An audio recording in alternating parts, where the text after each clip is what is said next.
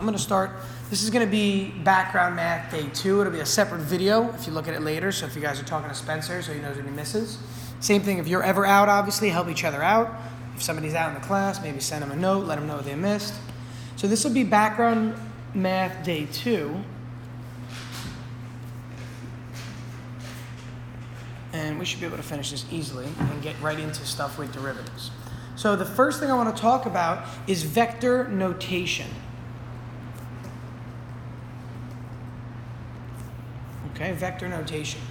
Last class, we spoke about vectors being things that have two components. What do we say they are? Or two things. Components is misleading. Two things.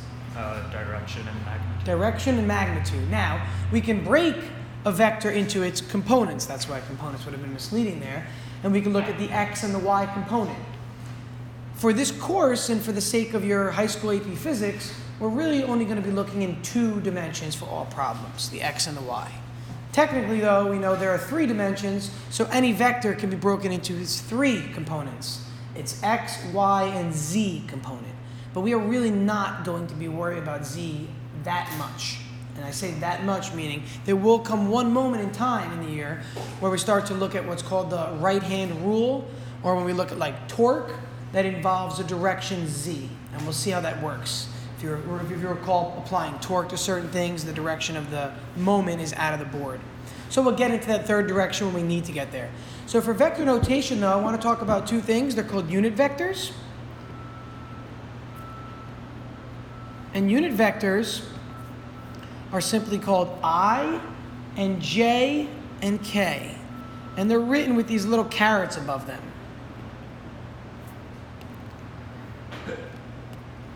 Now, I, J, and K are simply this. They're a value of 1 in the direction of each axis. So the I unit vector is simply a vector of length 1 along the x axis. And the next 2, this is a vector, again, of length 1 along the y-axis. And finally, I'm getting lazy, I'm going to put these quotes a lot, a vector of length 1 along the z-axis. So I, J, K, just like X, Y, Z, are in order alphabetically, so the easy way to remember it is alphabetical. Okay, I comes before J, comes before K, X before Y, before Z. So when we're looking at the 3 directions and we want to represent a vector that's in multiple directions, we use I, J, and K to help us. So for example,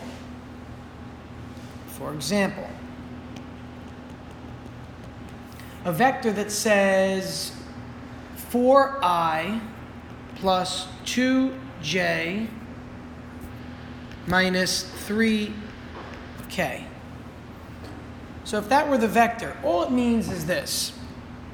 I'll draw it on here because it's not too hard to draw a 3-dimensional graph, actually. Take a look at my 3-dimensional graph. There's the y-axis, there's the x-axis, and there's the positive z-axis coming out of the board. What this means is that the vector, to find its destination or its endpoint, goes along the x-axis 4 units, goes up along the y-axis 2 units, and then into the page 3 units. I'm going to designate that on the axis so you can see it a little bit better. I always forget I have this pointer, by the way, which I should just point with. It makes it a lot easier.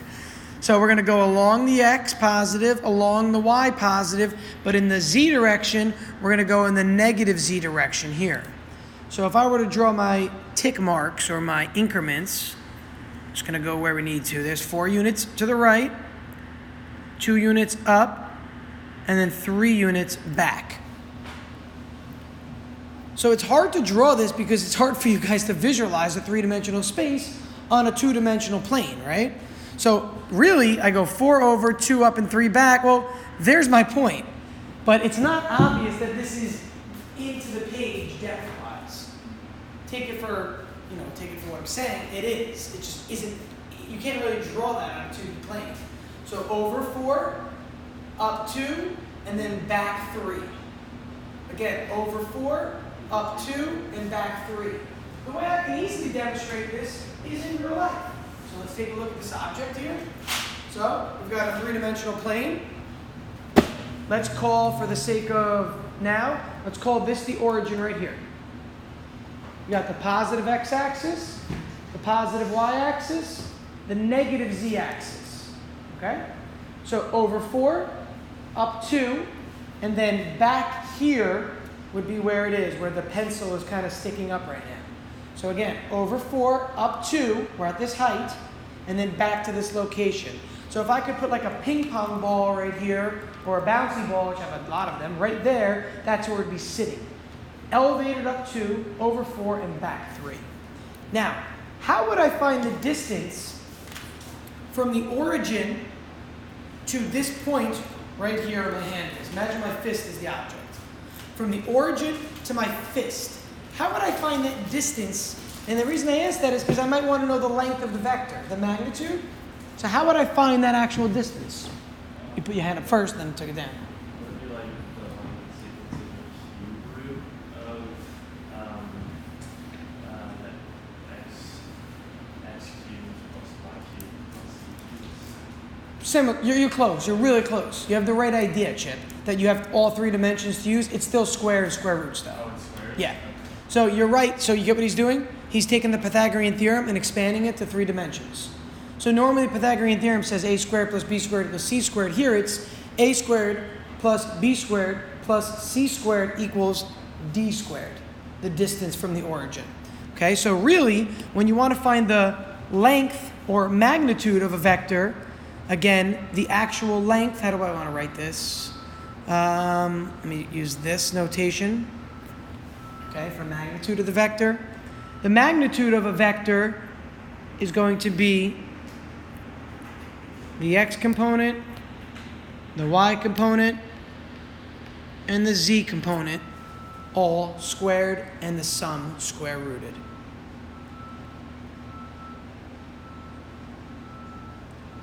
So you should recognize this because it's like Pythagorean theorem, but it's a little bit of an extension because now you're in the 3rd dimension. So without the az squared, so imagine in your mind, please, like cover this up right here. Without that, this is just Pythagorean theorem, really. A squared equals b squared plus c squared. Okay? Or a squared plus b squared equals c squared. Whatever we want to think about it. I'm just using different variables, but the notation is the same. Tristan, you had a question. So wait, absolute value of A is the magnitude of the vector? Yeah. So the magnitude or the length of the vector. Jot that down if that's not clear. Yeah. This is the length of the vector itself. So I'll draw the vector in red on our graph, but it's not easy to recognize again what that really means because it's into the 3rd dimension. It's back into the board or into the page. That's a phrase we'll use a lot this year. Into the page and out of the page will be phrases that we will definitely use. Could like, if you're like looking at something, could like the z-axis be like forward and backwards? Yeah, that's exactly what it is. Forward and back or into the page and out of the page. Yep, absolutely. Matt. What does A stand for? This one right here? Yeah. That's just the name of the vector. So if I were to... Oh, okay. So I'm going to use an example now, Matt, right below it, okay? So if I wanted the magnitude of, let's call this vector B right here, okay? Let's call that vector B from earlier that we labeled. So if I wanted the magnitude of vector B, it would be the square root of 4 squared plus 2 squared plus negative 3 squared. But because negative 3 is squared, the negative doesn't really matter here, okay?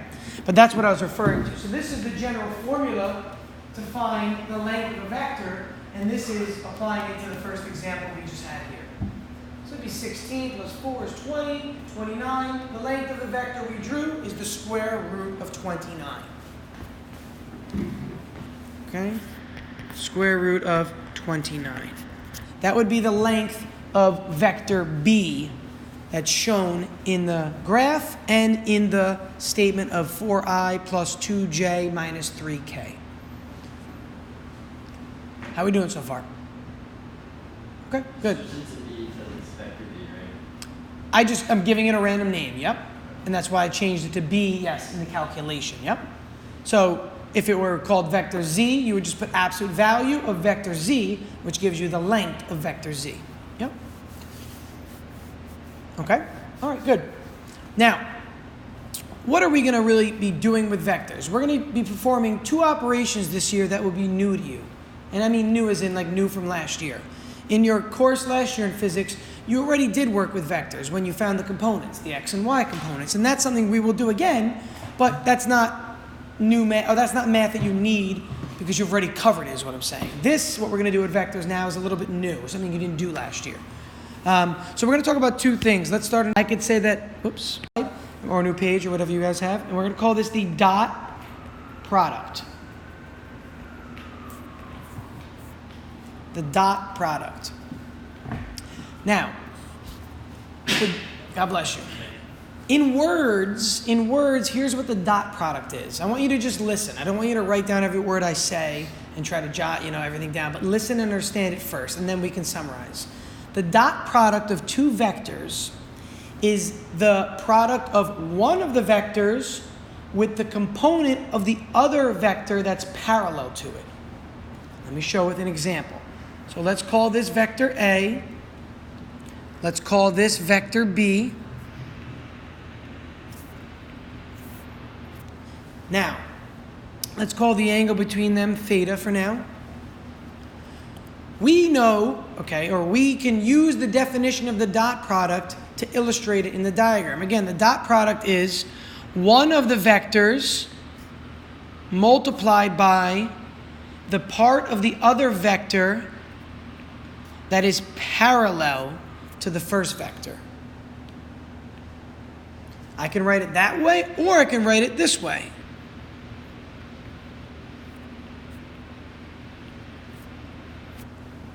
And the difference here is that one of the scenarios considers A the first vector, and then we find the component of B that's parallel to A.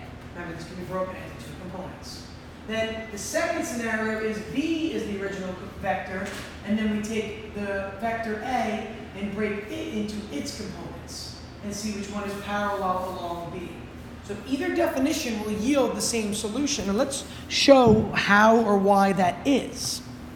So if I were to look at vector B, and I were to drop a perpendicular to vector A, I can think of vector B as having 2 components. There we go. I could say that vector B is this component that's parallel to A, and this component is perpendicular to A. And again, remember how a vector works. A vector is really just simply a magnitude and direction, but it can be broken into 2 components that are either perpendicular or parallel to the direction that we're looking toward. This is the parallel component of vector B. This is the perpendicular component of vector B. So what we're doing when we do a dot product is we're really taking the original vector, God bless. You're taking the original vector itself and you're multiplying that by the other vector times some trig function. What trig function would that be if I want to get B parallel? If I want B parallel, not B perpendicular, but B parallel, how would I resolve to get B parallel? Yeah, simply cosine theta. Oops. Simply cosine of theta. And again, you have to start recognizing this kind of stuff from last year. This thing, B cosine theta, is B parallel. That's what that is. That's this length right here in the triangle. And the way I know that is I think of this as the x component and the y component. If you were to, ready? Take your head, please, and do this. Tilt your head. If you tilt your head, you'll see that if this vector is considered to be at an angle, this is like the x-axis, and this is like the y-axis. So if I want the x component of this vector, I'm taking the vector length multiplied by cosine theta to get the x component, also known as the parallel component. Now, what you'll notice though, is if I do the opposite of this, I'm going to draw the same diagram. I'm going to draw the same, I should say, original diagram. So A and B and theta I'm going to draw again.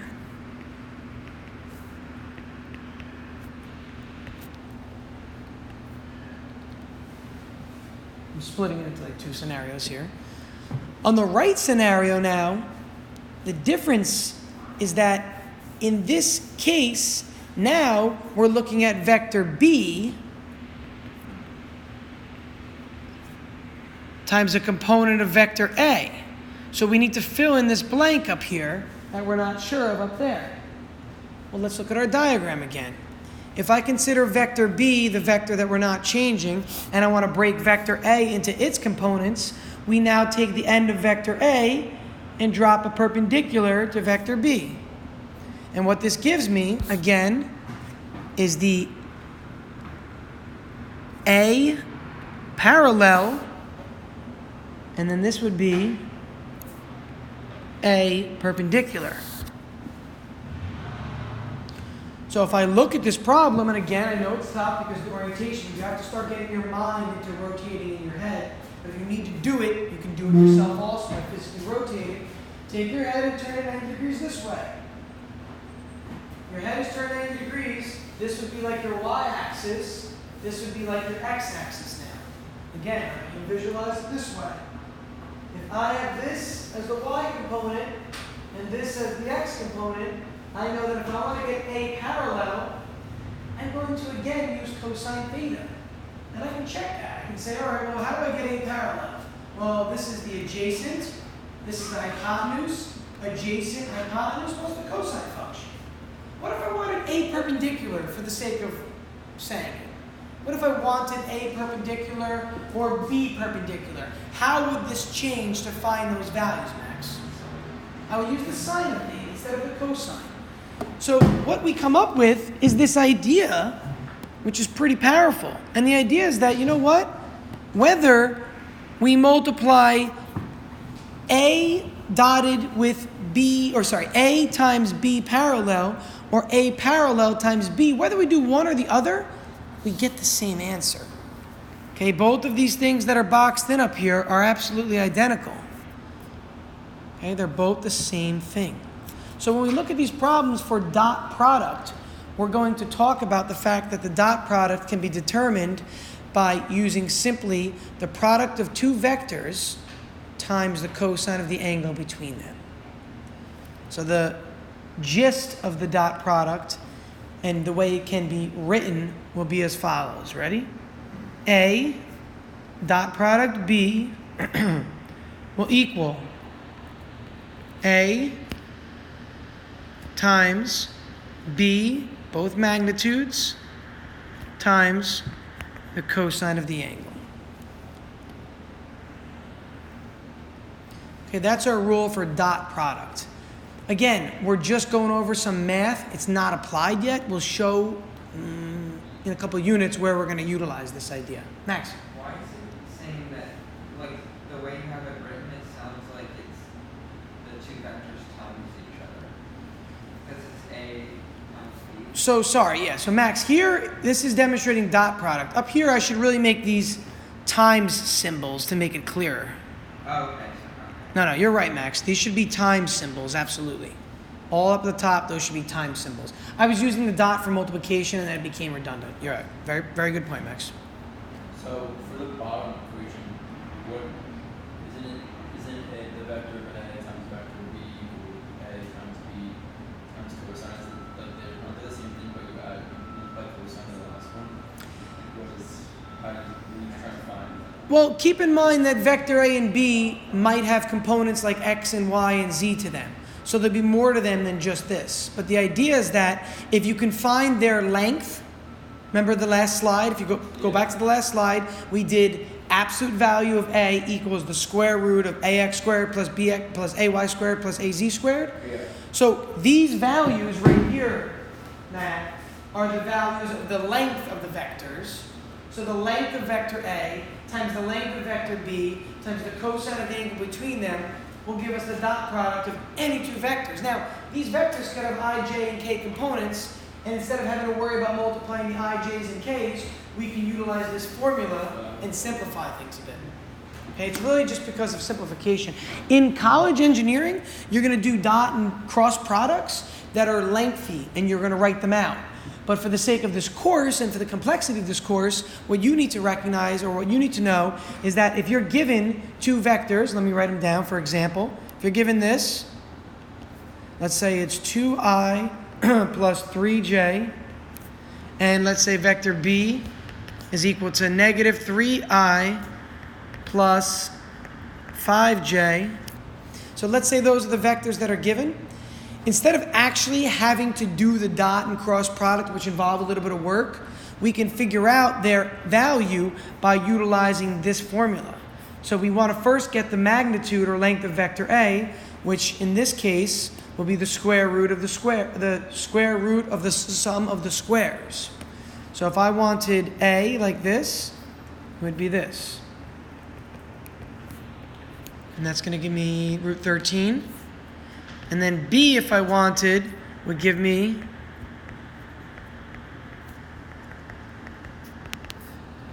(34) under the radical. So if I wanted the dot product between them,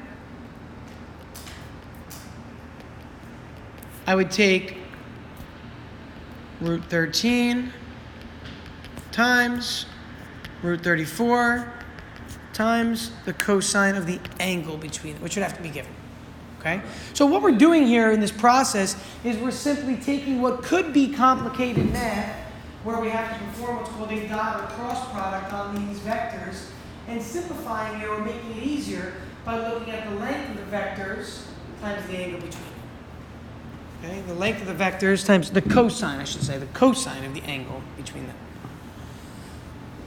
Again, it's not as simple if you go into study dynamics and mechanics and engineering and like your first or second year of engineering. If you're going to study it, you'll do more with this than what we're seeing here. But I want you to recognize what we need for this course.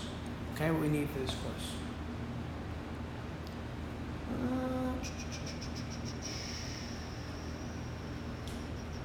Now, here's a question for you. The angle between them clearly matters, right?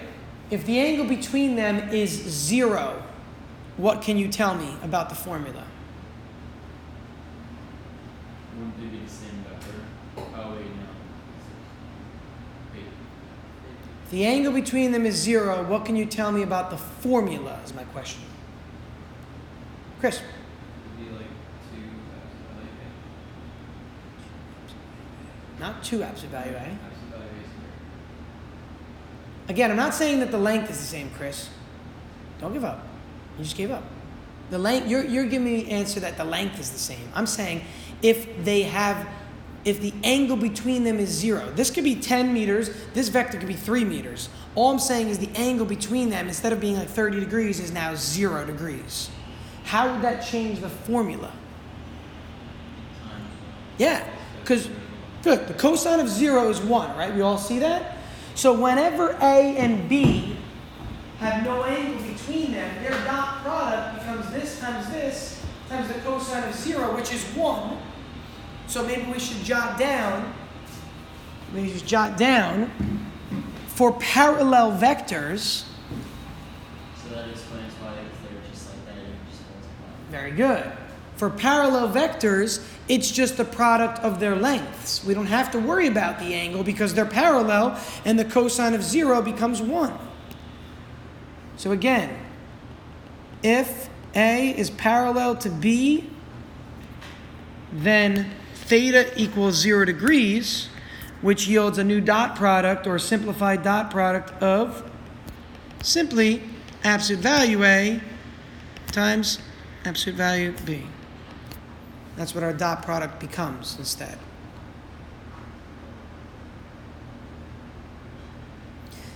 What if they're perpendicular to each other?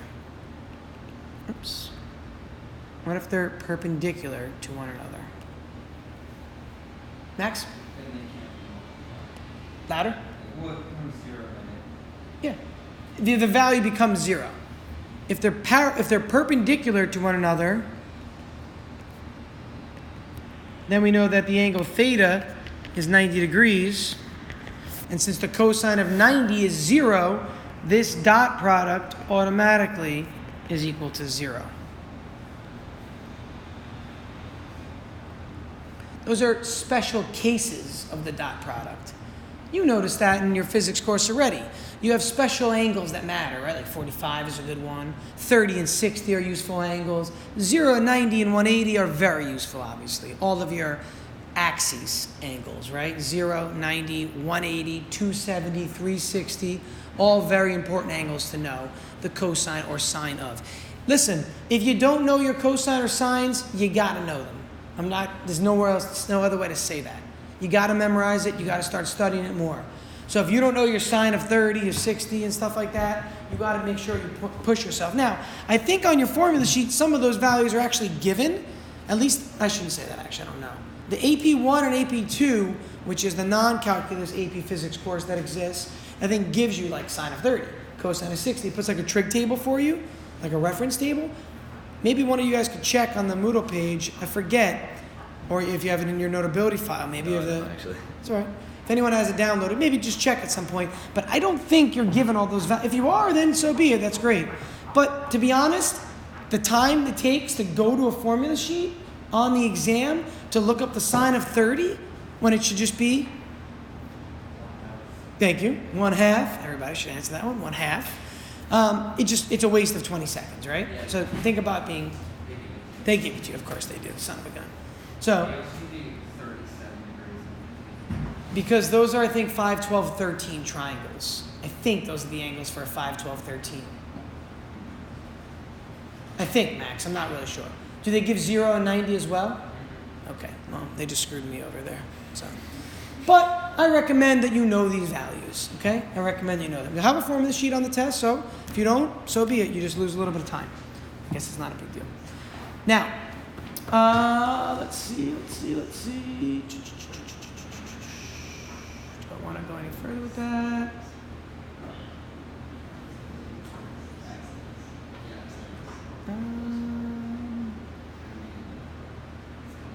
No, let's stop there. Okay, so let's go to the cross product, or in this case, I think they use another word, a vector product. The traditional name is cross product, though. Put in parentheses vector product, though.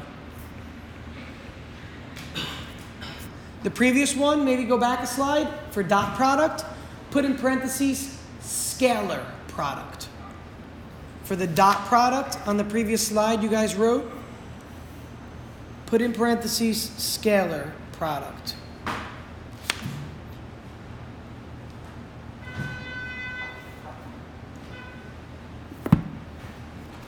Now, for this one, I'm going to give you the rule for the cross product. I'm not going to show the diagram because we already went through the diagram of where the dot product came from. For the cross product, it's very similar, except the cross product results in a vector. The dot product, what is the result of the dot product? A scalar. Max, how do you know that? Besides the fact that I told you to call it a scalar product, how can you tell from the previous formula that your result would have been a scalar? Yeah. Remember, it was absolute value A times absolute value B times the cosine of theta? That's how we know that it was a, again, scalar result. So the last answer we got would give us some numerical value or some magnitude, but no direction. Very good, Rich. Now for the cross product, aka the vector product, the result is a vector. So we'll get not only a value, magnitude, but we'll also get a direction in this case. So let's look at the formula first.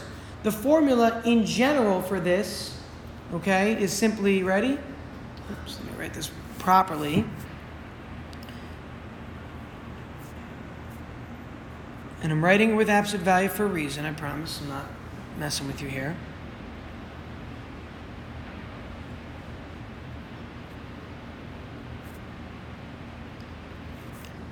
So I'm going to make asterisk my time symbol this year. Okay? And I'm going to make X cross product, and the dot will be used for dot product with vectors. So throughout this year, if I really mean multiply, I'll either put nothing between them, which is multiplication, or I'm going to use the asterisk a lot, just to make sure we're on the same page when it comes to terminology and symbols. So this will be the following.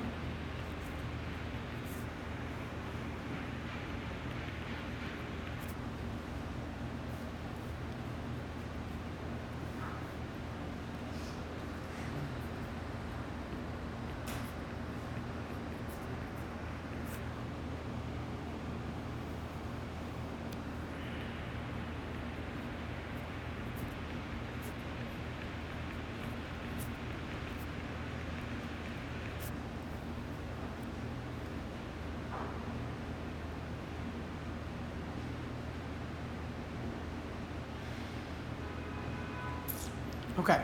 So what I want to discuss here is that the formula is very similar to the previous one. What is changing? What is changing from the previous one to this? Chip? Good. So as a result, if we go back to the dot product, we were looking at A times B parallel, or A parallel times B. Now, instead of parallel, what are we using? Perpendicular. Okay, the perpendicular product is really what we're doing here. So for these values, if we look at this, what we're going to note is that things switch between the dot and cross product. Now, if theta equals 0, what happens to the cross product? Yeah, it's just 0. So if A is parallel to B and comma, theta therefore equals 0 degrees, the cross product of A and B will equal 0. And the opposite is true like the previous one. Matt, were you going to add that? I was gonna ask, like, the X, that just is a symbol for cross. Cross. It's not multiplying. Correct. Asterisk will be multiply, the X will be cross product. Yep.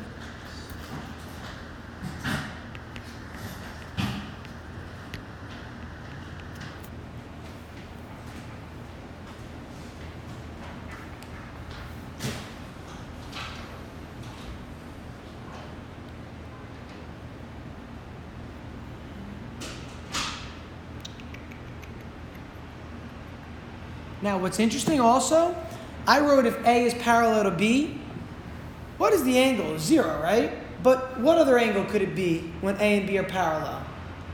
How else could we express parallel? Or the other word is really called anti-parallel, actually, but it's not the right word for it, or it's a bit of a misnomer. What is it? 180. Yeah, 180, very good. So vectors that are parallel, we always think of vectors that point in the same direction. But if the vectors point in opposite directions, they're actually still parallel, right? And that's because what's the sign of 180 still? It's still 0, right?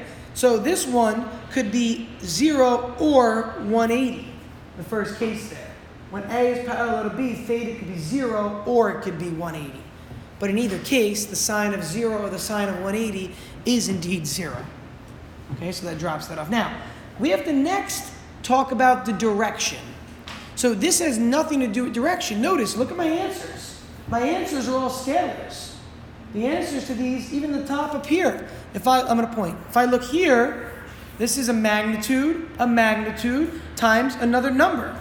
A number times a number times a number. This is a number. This is a number times a number. None of this gives me direction, right? So clearly we need one more thing. Because we said the vector product will give us not only a magnitude, but also a direction. Whereas the dot product only gives us a magnitude. So we need to figure out what is the direction. And this is where we're going to apply what's called the right-hand rule. The right-hand rule.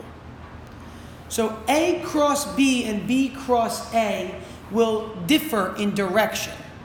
So if I do the first one or the second one, we're going to get answers that are going to be opposing directions. Let me show you with a diagram what this will look like. Let me show you with a diagram what this is going to look like. Okay. So I'm going to draw first vector A here. I'm going to draw vector B over here. I'm going to put theta between them. The way this is going to work is as follows. We're going to use what's called the right-hand rule for cross products. I want it to be here when I do this. All right. Here's what's going to happen. You're going to take your hand. You're going to take your fingers. You're going to put your fingers in the direction of vector A. Fingers in the direction of vector A. I know it's kind of weird because it's like at this angle, right? You're then going to curl your fingers toward vector B. The direction your thumb would point, if you extend it, is going to be the direction of the resulting vector.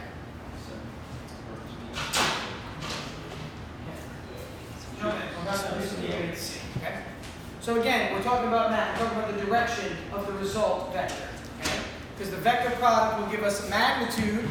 These are all magnitudes, but it will also give us a direction. So to restate that, you take your fingers, you put your fingers in the direction of vector A, you curl your fingers toward vector B, and you extend your thumb, and that will give you the direction of the resultant product. So in this case, it would be out of the page.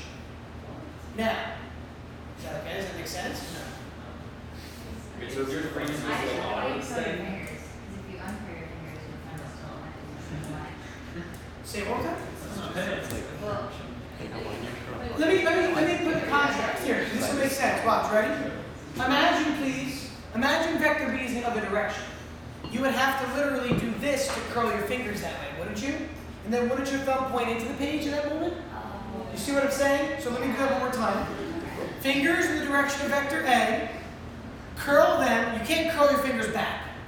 Physically, I mean, I guess you could, but like that's not. We're assuming your fingers curl in one direction. This rule we've used a lot this year.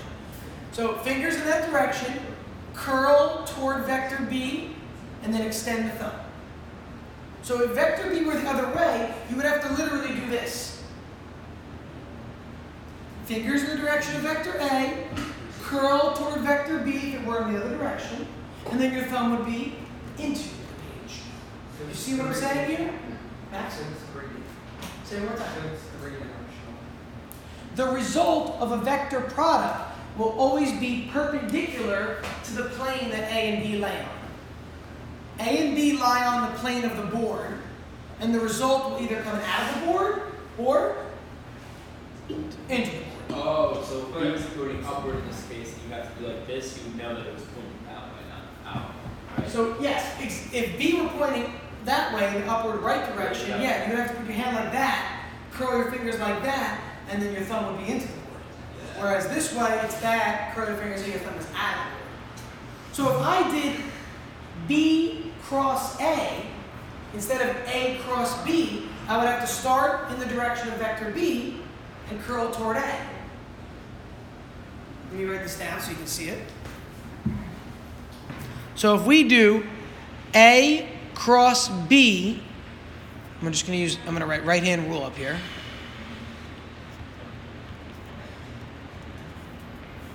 If we did A cross B, the resultant would be into, or sorry, in this case, out of the page.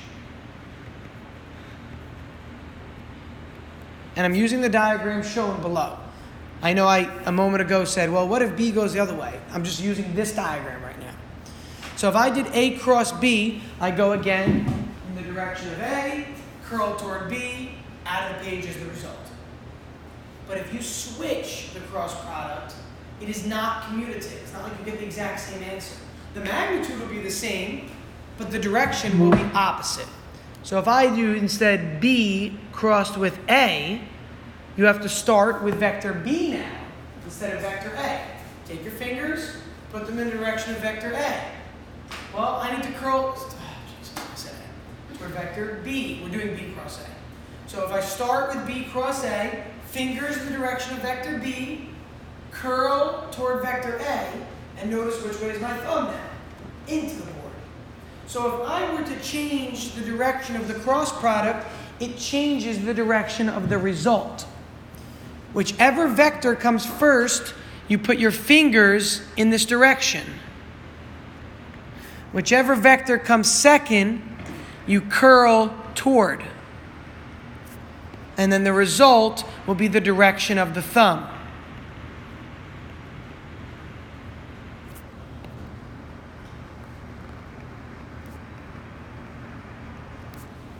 Again, the first vector in a cross product is always the direction your fingers go. The second vector is the direction your fingers curl toward. Then, as a result, you extend your thumb, and that's the direction that the result of this product will be in. Check. Can you also just like use your left hand as well? Like, Absolutely. You can use your left hand, but I've never done it because I'm not good at memorizing. So I like to just know the right hand rule as well. But you can definitely do that. Yep. Some textbooks say, feel free to use the left-hand rule for the outcome, and that's fine. You can do that. Yeah, so if you're lefty, use your left hand. That's totally fine. Are you lefty? Huh. Well, anyway, if you want to use your left hand, you just change everything around. Now, this might seem a little bit confusing at the moment, but here's the thing I want to point out. For the sake of this course, again, we're not going to use this too much, but when we get to torque, and when we get to things like moment of inertia we're going to talk about, then it's going to matter the direction. Then it will matter. Okay? How does the B's first do? So put your fingers in the direction of B. Well, now it looks like I can't curl toward A that way, so what do I have to do to my arm? I'm not allowed to curl that way. I have to go the normal direction with curl. So to get to vector A, I really need to switch my arm like that. So here's my hand. Curl up, because vector A is above. And then my thumb goes into the page. So fingers in the direction of the first vector, which is B. I can't do it, I'm not tall enough. Fingers in the direction of vector B, which is the first vector, always, fingers. The second vector you curl toward, and then extend your thumb, and that's into the board for B cross A. But for A cross B, start with A, fingers on the first vector, curl toward the second vector, thumb out of the board for the third vector. Out of the board. So you always fingers start with the first vector, curl toward the second, the thumb is the result.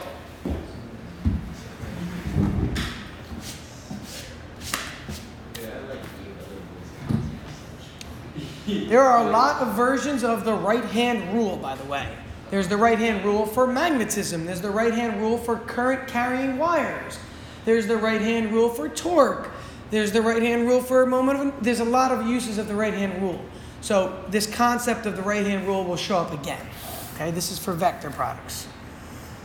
All right, good enough for this. There are some last things I want to tidbit on, and then we're jumping into a bit of the calculus stuff we want to start today. So these are other things. So I'm using, by the way, again, I'm just going over the math in the first chapter here. All like prereq math that they require or recommend for this exam. Chapter 2 in this text starts with one-dimensional motion, all using calculus. And that's kind of where we're going to start with the Halliday text as well.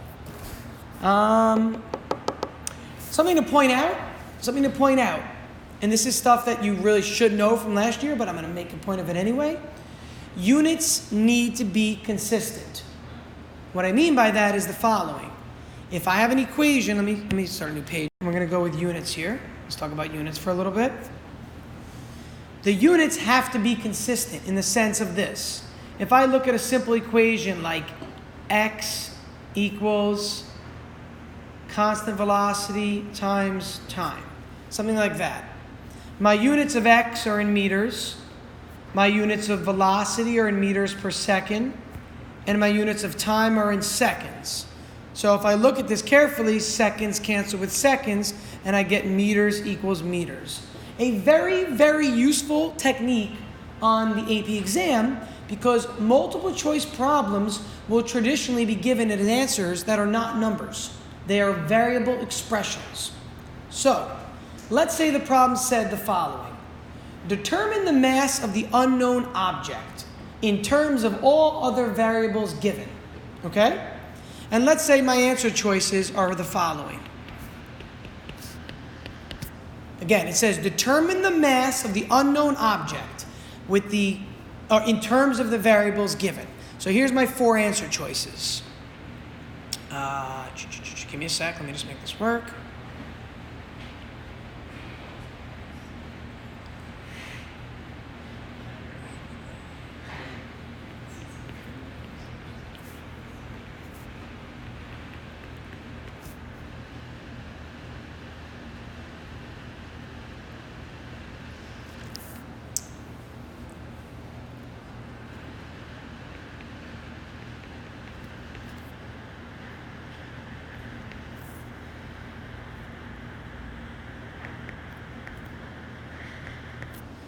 So you have those 4 options right here.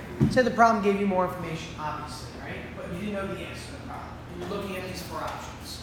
and you look at them and say, all right, the first one is a force over velocity squared, force over time, energy over velocity squared, power over time. Which of these 4 options will be the result? And again, let's make believe we have no idea how to do the problem. You could solve this by simply looking at units. By simply looking at units. If the problem asked to figure out the mass of the unknown object, the question becomes, which of these results in a unit of kilograms? Is Newton over meter per second quantity squared going to give me kilograms? I'm looking at choice A. Or in choice B, is Newton over seconds kilogram? Or choice C, is joules over meter per second quantity squared going to give me kilogram? Or is watts divided by seconds going to give me kilogram? You see what I'm getting at here? You could use the units to help you to select a choice appropriately. So, either you have to know your subunits or be able to recognize formulas. Does anybody know the answer by just looking? Chip? It's a guess, C, Why C, Chip? because kinetic energy is 1.5 mass times volume squared. Velocity squared. Velocity squared. That's okay. So Chip is recognizing that this formula exists already. And if you want to figure out kinetic energy, or if you want to figure out mass, you can divide both sides by v squared. And then the 1/2 just carries over. So maybe this answer would have had a 2 in front of it like that, really, right? Theoretically, if we did it. But again, I'm only doing things in terms of variables right now, so that number 2 would just be there as a coefficient. I'm not using its units at all. But recognizing that this kinetic energy over velocity squared ends up canceling that, which gives me mass. But I could also do this. I could have just taken my choices and written Newton over meter per second squared, Newton over second, joule over meter per second squared, and watts over seconds. But then what do I have to do with each of those units that I just wrote?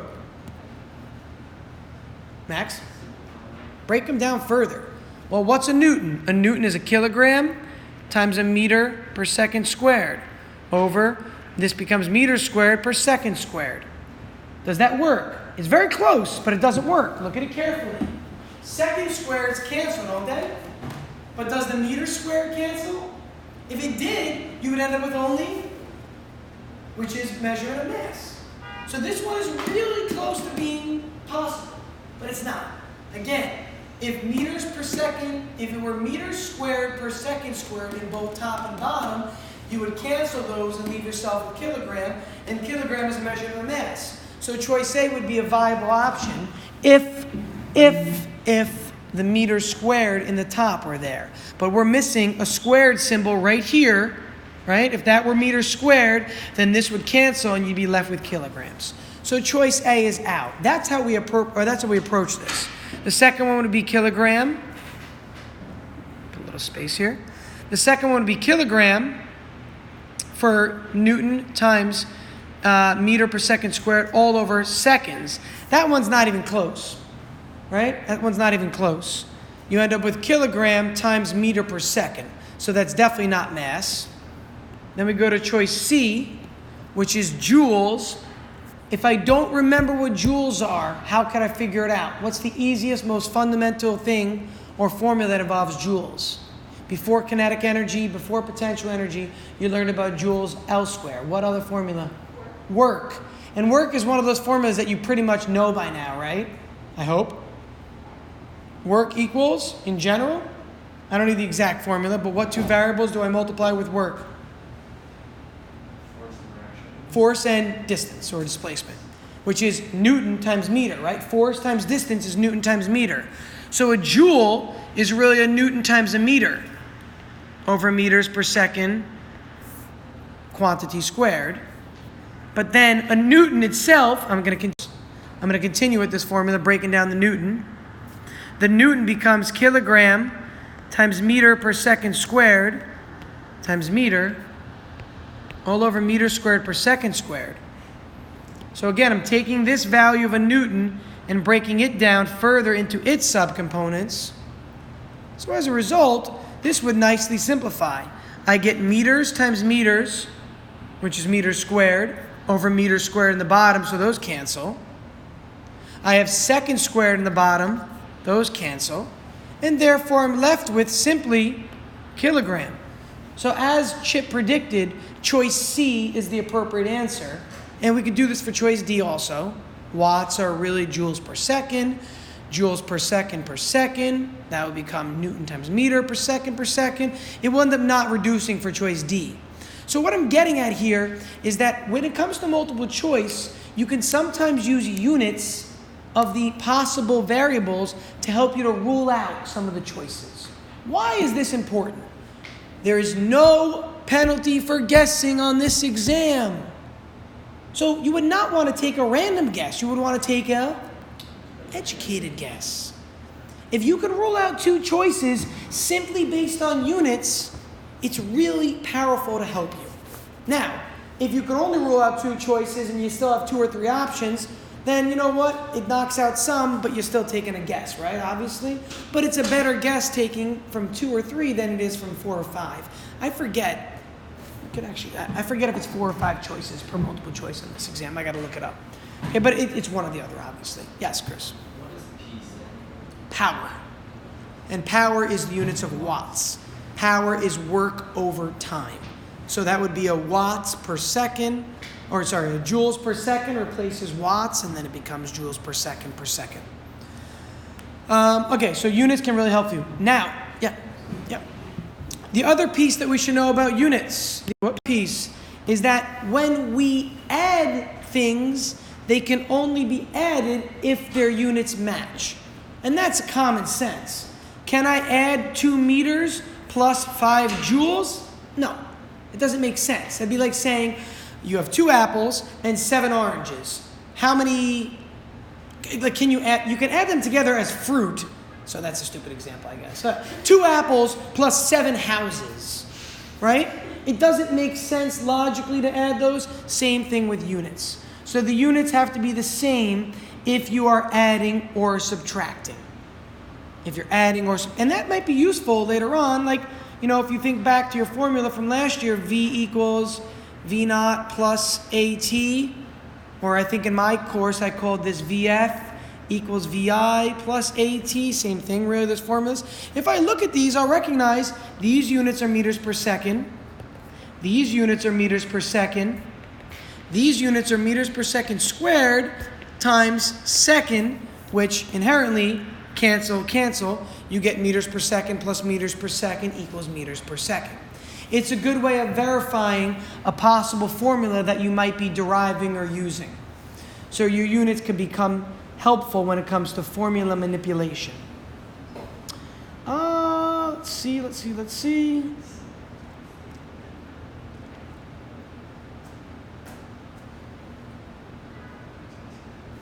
For